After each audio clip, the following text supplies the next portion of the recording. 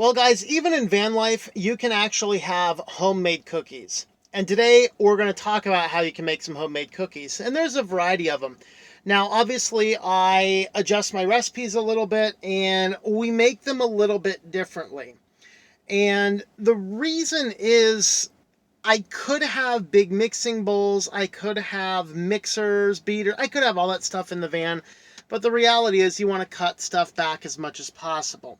And so I have figured out that you might get your hands dirty, pardon the pun, but yes, you can actually make cookies by mixing the dough by hand. And that's actually what I do, literally by hand, for the last steps. And we're going to walk through this. You can do a variety of different cookies. What I'm going to do today is sugar cookies, because for some reason I brought with me some powdered sugar on board, and I don't know what else to do with the powdered sugar, so we're going to make sugar cookies because I can frost them.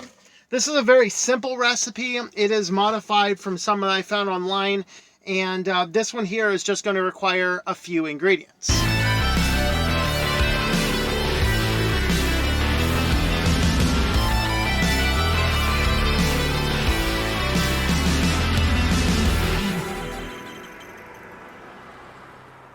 So all of my equipment I'm going to use just a big metal pot, same one that I use to cook anything that's large. That'll be nice and handy to mix things in. I need just a couple measuring spoons and cups. I use a 1/4, not a 1/3. I'll have to go grab a 1/3 cup. I use this for my pre-mixing and then my hands for the rest. We're going to use some butter, softened up, have some flour, I have some sugar. We need 1 egg. We need some vanilla or vanilla extract. I generally prefer vanilla, but extract is just so much cheaper right now. And I'm using that. Baking powder and baking soda. And yeah, we'll need the propane eventually to cook it. Because I do have a Coleman camping oven. We'll talk about that a little bit more at the end. Also, I should mention, I want to do a solar oven as well. In fact, I wanted to order a solar oven recently, but it's too big to drop ship to an Amazon pickup location. So, unfortunately, I'm going to have to wait until I get back to home base to order me a solar oven. Sad. So sad. So sad. I'll have to wait. This recipe is quite easy. I'll just go ahead and recite it here so you can go ahead and listen to it really quickly, and I'll just kind of explain it. I'll put the ingredient list in the description of the video. So I'm going to use 1/2 cup softened butter and a 3/4 cup of white sugar. Mix those two together, cream them up nicely, and then we're going to do 1.5 cup flour, 1/2 teaspoon of baking soda, 1/4 teaspoon baking powder. I'm going to mix those up as best as I can using our spatula. And then I'm going to add in 1 egg and 1/2 teaspoon of vanilla. Mix this up with the spatula until it's too hard to do, and then you're going to scrape that out with your fingers and just mix together the mix until it'll be done when it's nice, stiff, and you can actually scrape all of the remainder of the powders off the side of the pan, and the pan will look fairly clean underneath. So you'll see what that looks like as we go ahead and do that. So that's how we're going to do the recipe. Let's go ahead and get started. All right, so I grabbed my proper cup here. I'm going to start with the butter. Now, the softer your butter is, the better. So I pulled this butter out last night, and it'll be nice and gooey. Yeah, that's gooey. All right, so now we're going to do the 3/4 cup of white sugar. And like I said, I just used a 1/4 cup. And I'm just going to use this for each one of my measurements because it's going to make measuring a lot easier. So 1, 2, and 3. And if my butter is super soft, which it is, then this guy is going to mix together nicely. So we're going to, you'll see in the recipes, they'll say to cream them together. In a mixer, you're just going to do that until it's very consistent. We're going to do the same thing here. It's just going to take a little bit, just a little bit more time than making cookies at home, but not a lot. Much similar, and even if you're not living in a van, maybe this will inspire you. Hey, you don't need all those fancy-dancy gadgets to make stuff at home. You can do stuff simply in a bowl with minimal hand tools. So you can see how it's very consistent throughout. I'm not seeing anything that looks like either standalone sugar or standalone butter. And so that tells me we are all good. So now we're going to basically mix together our powder. So I'm going to do 1.5 cup flour. My egg keeps trying to run away. Stay egg. I do not need the egg to fall off the counter. So again, 1.5 cup and 1/4 cup is just 6. There's 1, 2, 3, 4, 5, 6. Now, your solid, pure, competent baker, you bakers are like, he's not competent. Yes, actually I am. Usually when you do mixing together your powders, you're actually going to do your powders, mixing together your powders well first and then blend them together, particularly when you do cakes. I'm not going to be as worried about that. Make sure I don't mix up my sodas and my powders here. So this is the 1/2 teaspoon of powder and the 1/4 teaspoon of, 1/2 teaspoon of soda, 1/4 teaspoon powder. But yeah, you usually mix all your dry ingredients together and then mix them together. But I've never had a problem not doing that. Ooh, I'm going to try not to cause a lot of flour to go up, but it might happen. So I'm doing this over the counter so I don't get any on the floor, although if the cats come by and lick up some flour from the floor, that's all right. Yeah, you'll notice that it's not going to be super easy to mix. This is about all we're going to get it to do. So it just, right now, it should be looking somewhat like a biscuit mix before you add your liquid bases to it. Much the same. So it's fairly uniform. Just make sure you don't have any large chunks of butter left. And that's kind of what I'm working on right now. And now it looks like most of them are out. So we're going to add our egg and our vanilla. So 1/2 teaspoon of vanilla. Wish I had a way to put the camera up there, but I don't have a mount. I should put a mount up above the cooking area. That would help the channel out a lot, wouldn't it?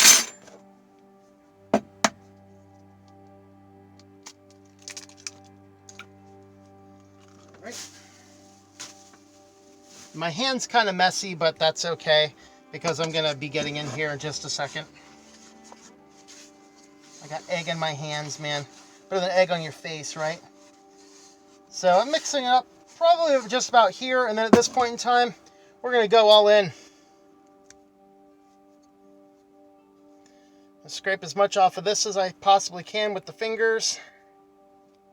Make sure you wash your hands, which, hey, in van life is always challenging. So, you want some cookies? Now, I did actually wash my hands prior to starting. I encourage you to do the same. And now, it's going to mix it together, kind of like we're doing like a bread mix or something. If you've ever kneaded bread mixes, anything like that. So you notice that it's going to get together and it's going to start clumping together in a large clump like this. It's exactly what we need it to do. And then we're going to use the clumps, and we're just going to make sure that we get it to the point where it's scraping all of the edges of the pan together.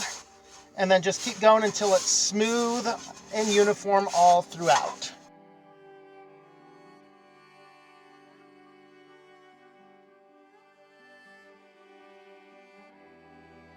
So you'll notice that it's all looking pretty consistent, pretty uniform.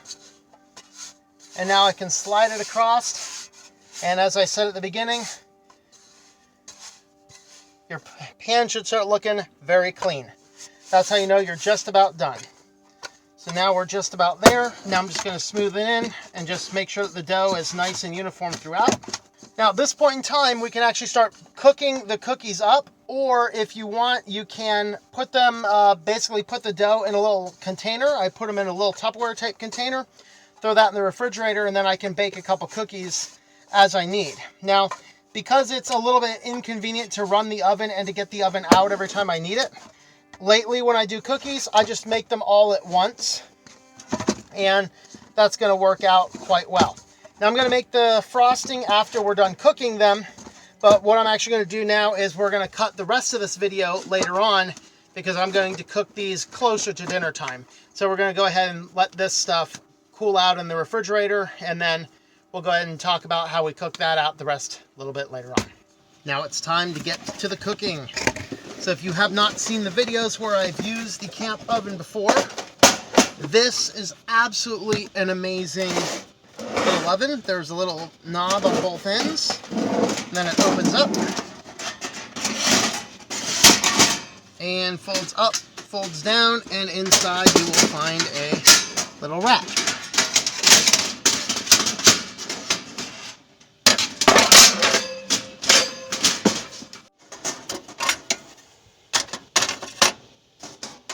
Now this guy just sits right up on top. Use extreme caution when using this inside the van, but I like doing it inside the van because it will get warmer faster. You can see here's the flip on the back. Similar one on the front. It just folds open. And then turn on the heat. And we have a little heat gauge here. I don't pre-warm it up to 375 or whatever the cookies are asking for, whatever else. I just go ahead and turn it on and set the heat in there. Now I don't have a little pan. I'm looking for one at a thrift shop somewhere. So what I'm using is I have sturdy aluminum foil. So that's what I'm going to do in there.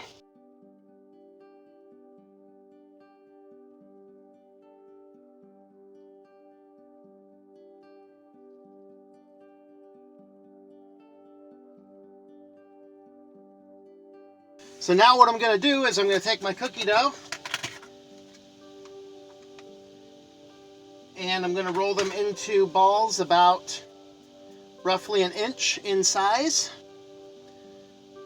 And then even things like chocolate chip cookies that you generally put in as a ball, I'm going to flatten them down. And I found that I can fit about 9 of these per oven rack here. Of course, I do actually, before I turn it on, I do need to plug the propane back in. Make sure you're well ventilated. My fan is on high. I've taken down my smoke alarms because, yeah, I don't want that mess. The kitties particularly do not like the smoke alarm, by the way.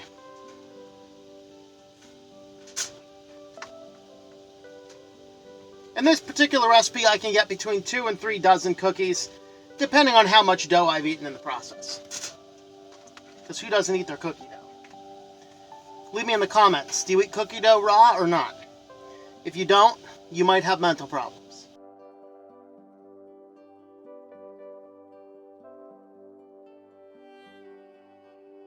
So now while the first round is going to cook, I'm going to go ahead and roll up the rest of them into a ball. Have them set aside so they're nice and easy to throw in there for when the next round is up.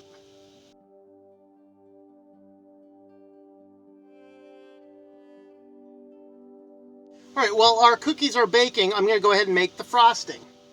And so you're going to need some powdered sugar. Now there's no exact measurements. Just the thing to keep in mind, as little fluid as you can, especially if you do not have any more powdered sugar. So I know I'm just going to do in just a little dash of vanilla and probably about 2 to 3 teaspoons of milk.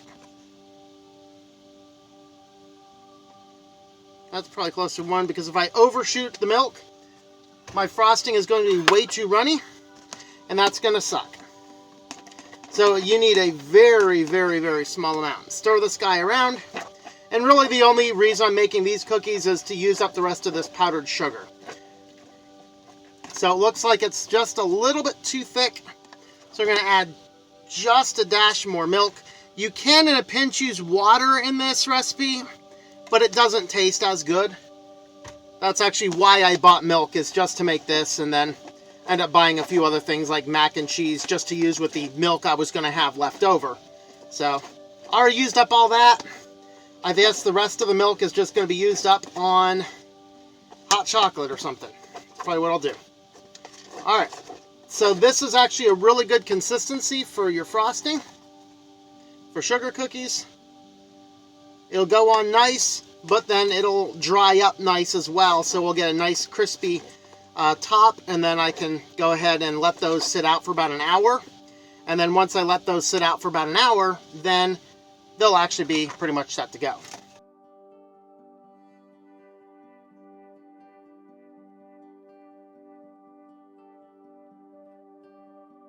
They're just about perfect, so let's go ahead and take them out. And I usually just dry them out on my cutting board over there. I don't have a cookie rack in here. Cutting board works just for me.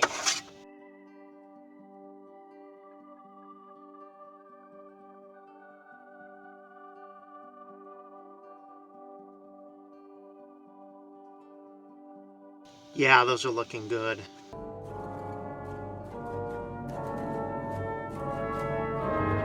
So we're gonna go ahead and wait for those to dry out a little bit. Well, cool down a little bit, not dry out, but cool down a little bit. And then we're gonna frost them when they're nice and cool to the touch. And in the meantime, we're gonna go ahead and pet the kitty in your belly. Yeah, yeah, yeah. Pet the kitty in your belly. All right, so the cookies are nice and cool to the touch. We're still waiting for the second batch. I'll just frost up one here because it's way hard to do with a single hand. But we're gonna get a fork full there. In fact, it might be impossible to do with a single hand. Yeah, I don't ever want to cut off my hands. I won't be able to make cookies.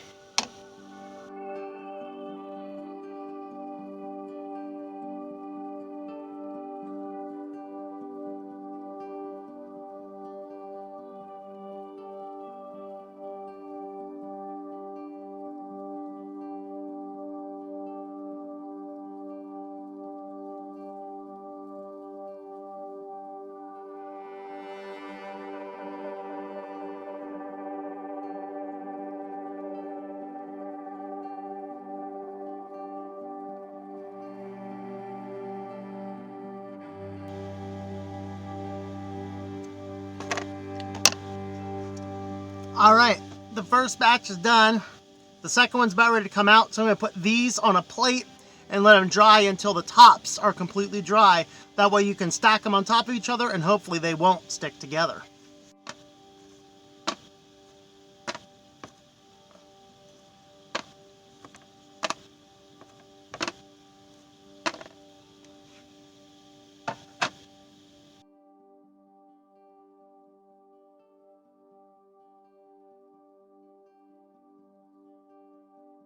So you can clearly see I am not on the beach where I filmed the first half of this video.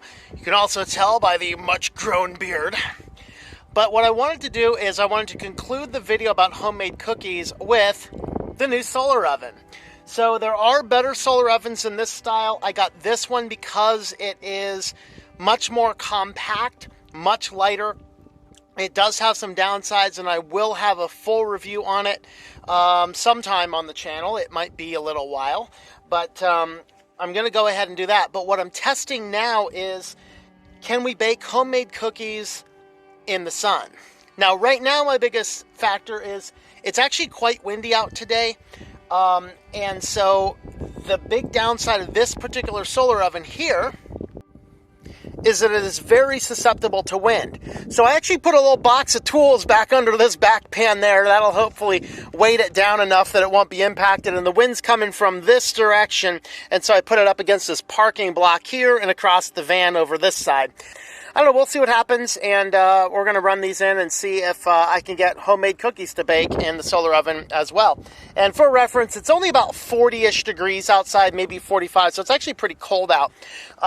The solar kettle, however, has been working great.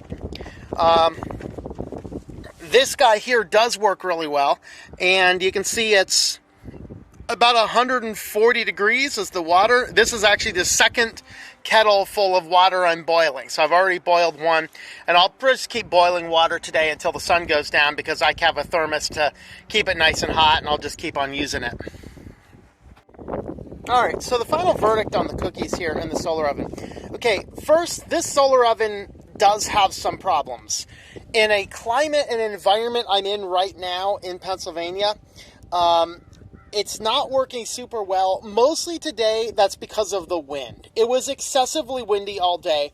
The toolbox in the back was able to keep this guy from blowing away. That was good. However, the problem I'm running into now is that when you have wind, whether it's in your van or in your solar oven, wind carries temperature away more than anything.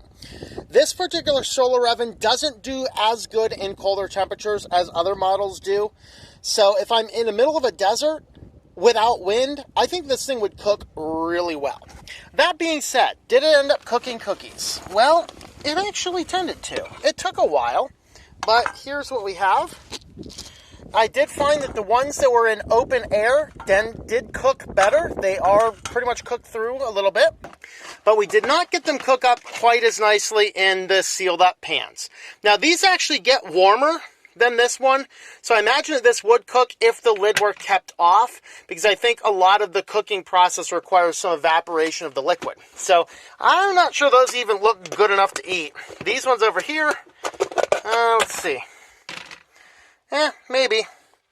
Very doughy. But these guys here definitely cooked well.